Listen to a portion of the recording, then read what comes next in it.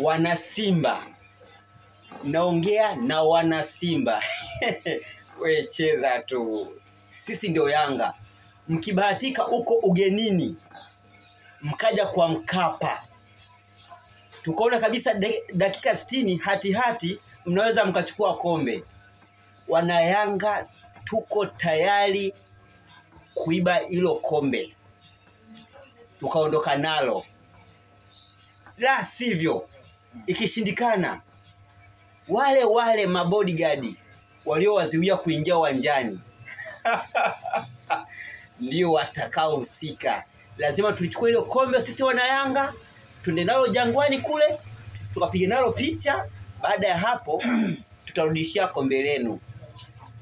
Ahmed Ally amesema hivi, ni marufuku sisi mashabiki wa Simba kuongea na shabiki wa Utopolo. Kwanza tuko busy na mambo ya shirikisho, tuchukue ili kombe.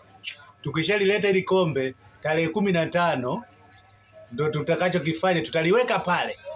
Yanga wasimame huku na huku, tupite katikati, watupigie makofi. Sisi ni mabingwa wa Afrika.